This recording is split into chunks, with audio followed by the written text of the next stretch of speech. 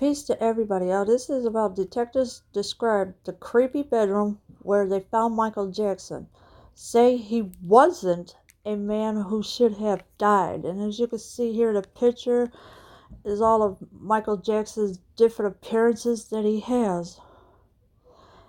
It has now been 10 years and 1 day since pop icon Michael Jackson died at the age of 50 after suffering cardiac arrest due to acute propofol and benzocaine intoxication in his rented home in Los Angeles. So yeah, yesterday was Michael Jackson's 10-year anniversary that he passed away. And it's because of Dr. Conrad Murray, who had gave Michael Jackson a propofol to have Michael Jackson rest in that. But Dr. Conrad Murray ended up with 4 years in prison, and of course I know he's out right now. But will Dr. Conrad Murray be allowed to be a doctor again? I don't think so. And for 10 years, the circumstances and details surrounding Jackson's death have trickled out bit by bit, creating a confusing and often changing history of what actually happened on June 25th, 2009. Yeah, so things kind of trickled out a bit by bit, creating confusing and often changing history of what Michael Jackson had went to.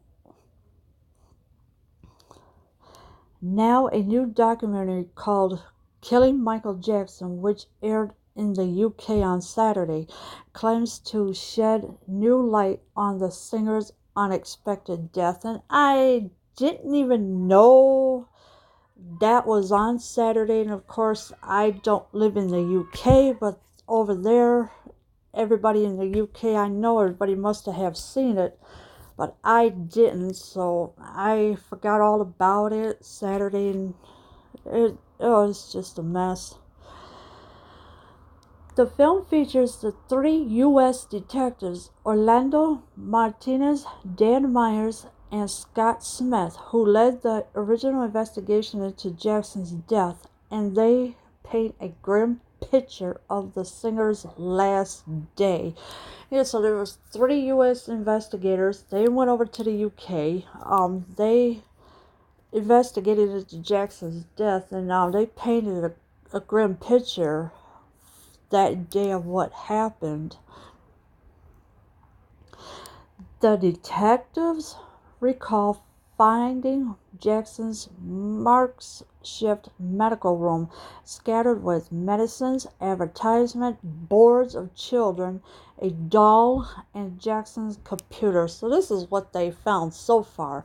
Medicines, boards of children, a doll, computer.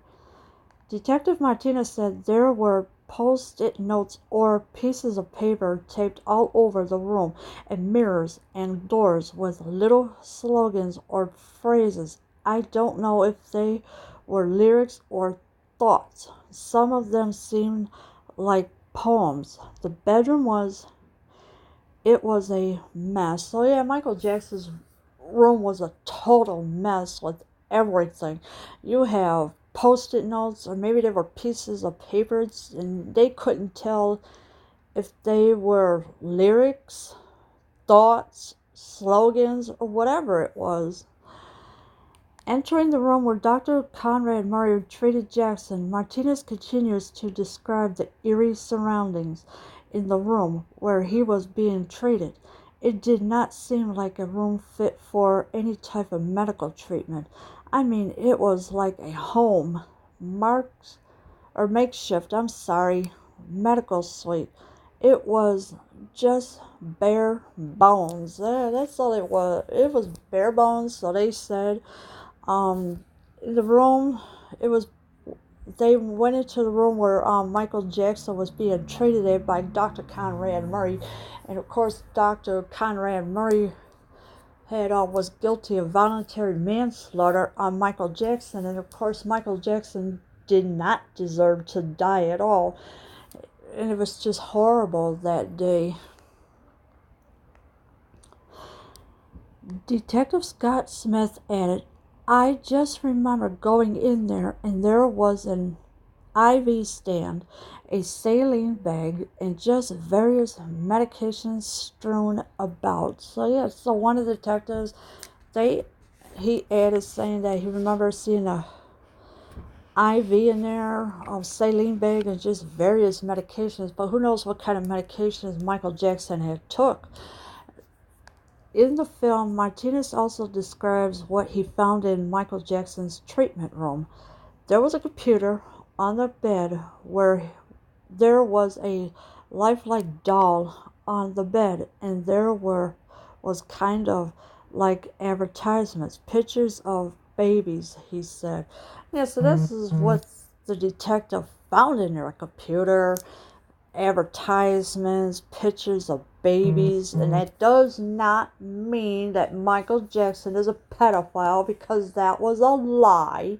He was acquitted of that. And of course, Wade Robson and James Safechuck, they admitted to lying. So you cannot believe anything what those two have said at all. Smith also said in the documentary, the thing that was odd that I found myself periodically looking at was his head, his scalp, because whenever he was out in public, he was wearing a wig. Looking at his scalp, the top of his head had been severely scarred, hardly any hair at all on the sides, to what he had looked like in public with the flowing hair.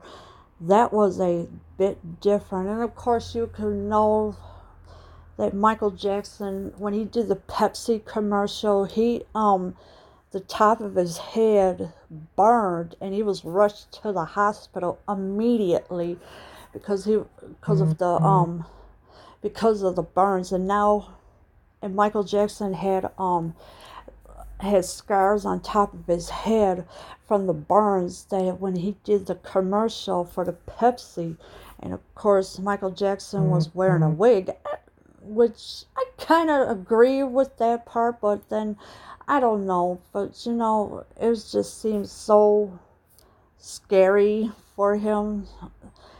And of course, it was severely scarred, hardly any hair at all on the sides, because of that burn that happened when he was doing the Pepsi commercial. He believes that it's possible that when Jackson sustained second-degree burns to his scalp in 1984, when his hair caught fire while filming Pepsi commercial, he became addicted to painkillers. Yeah, so now they're saying that Michael Jackson became addicted to painkillers because, I guess all the pain that he was having or whatever that happened in 1984. And, it's just sad that Michael Jackson have went through this. And of course, here's the video of Michael Jackson Pepsi commercial. I'm not going to play the video because I don't want my YouTube video to get shut down, blocked, or whatever.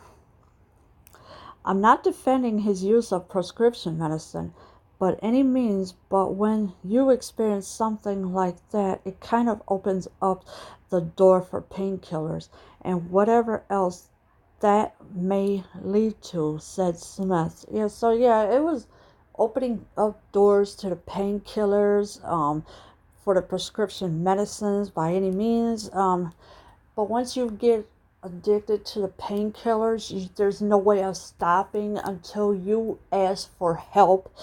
And of course, Michael Jackson didn't ask for help because he was too addicted to the painkillers and he wanted off of them, really.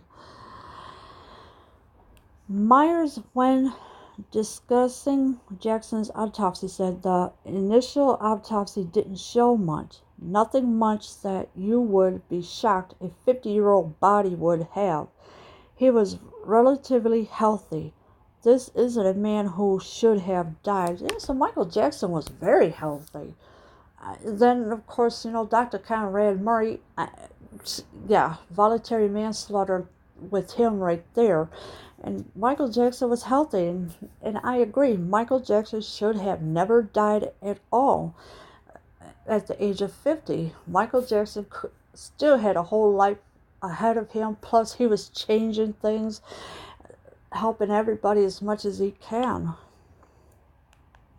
In August 2009, the Los Angeles County coroner ruled that Jackson's death was a homicide. 4 months later, prosecutors charged Dr. Murray with involuntary manslaughter.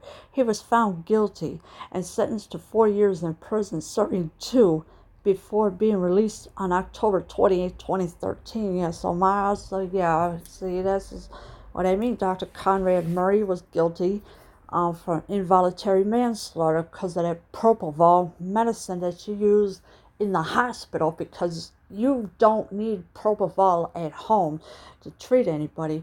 It's an anesthesia medicine when you go in for surgery. That's what it was for. And he was sentenced 4 years, but only did 2 years out of the 4 years. So I guess he must have been a good man in prison, because, there are a lot of people that don't cooperate too well, but Dr. Conrad Murray had no choice at all but to be good. And of course, he was released on October 28, 2013, but who knows what Dr. Conrad Murray is up to now, because I don't think he'll be attending anybody's help anytime soon because of what he has done to Michael Jackson. That involuntary manslaughter thing, that it was just horrible for what has happened to Michael. And I agree, Michael Jackson should have never died at all. He was healthy. There was nothing wrong with him. Michael Jackson was doing a lot of great things. He was helping children. He was doing everything he can to help everybody. But now, unfortunately, there will never be another Michael Jackson again. Leave your comments below. I am out.